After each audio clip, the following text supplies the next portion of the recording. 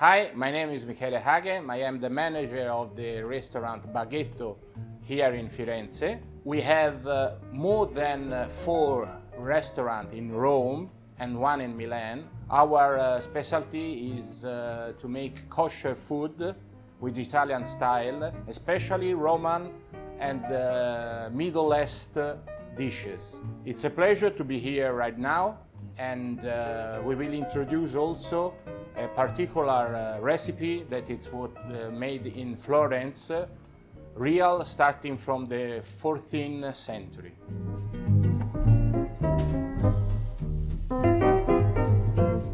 Peposo dell'Impruneta is the recipe and was called the gasoline for Filippo Brunelleschi, the main architecture that we have been in the 14th century here in Firenze. Peposo dell'Impruneta is one of my best and favorite dishes made of meat.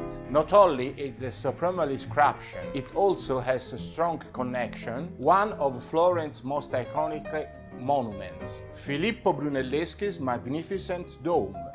What link this masterpiece of Renaissance architecture to the traditional Tuscan dish? I will sketch the story below, and I include the Peposo recipe for good measure Peposo recipe Tuscan.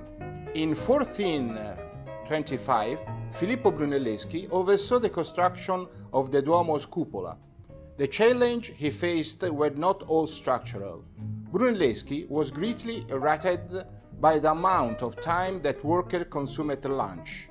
To get their daily grub, they would have to descend the scaffolding around the dome and go to the inns before having to climb all the way back up. The solution to this inconvenience came to Brunelleschi during his visit to the furnaces of Impruneta, a town south of Florence known for its production of terracotta and bricks.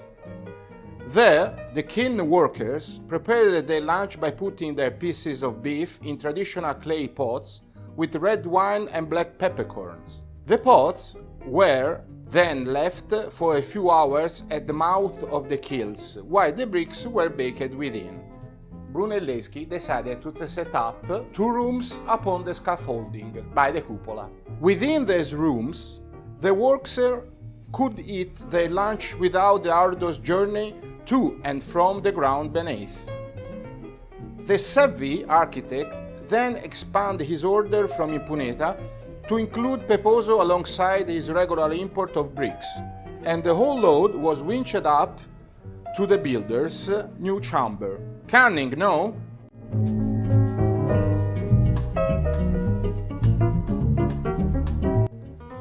Recipe Peposo dell'Impruneta. The original Peposo recipe contains only 3 ingredients: stew beef, black peppercorns, and Chianti wine.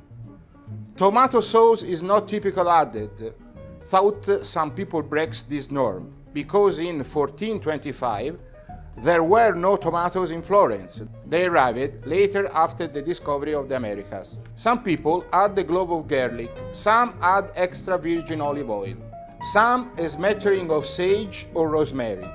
These are interesting variations that according with the traditional recipe.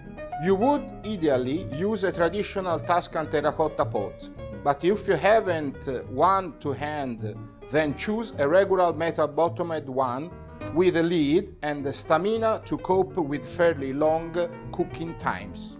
Ingredients for 4 people: 600 grams of stew beef, half liter of red Chianti wine, a spoonful of black peppercorns.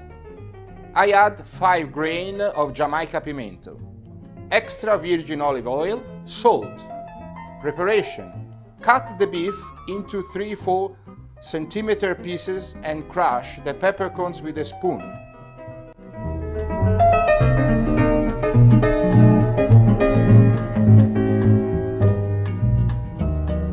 Place the meat in your pot along with the pepper and pinch of salt.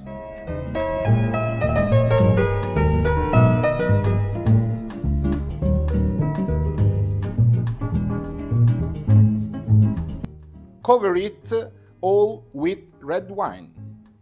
Cook for about an hour and a half over a low flame, keeping the lid in place. That meat needs to be soft and soaked through with the wine, but some liquid should remain. The peppercorns should be melt in the mouth tenderness. If not enough wine remains after the cooking, add more during the cooking. Serve the peposo warm, perhaps accompanied by the slices of fresh Tuscan bread. A good side dishes could be fagioli cannellini beans. That's all, folks.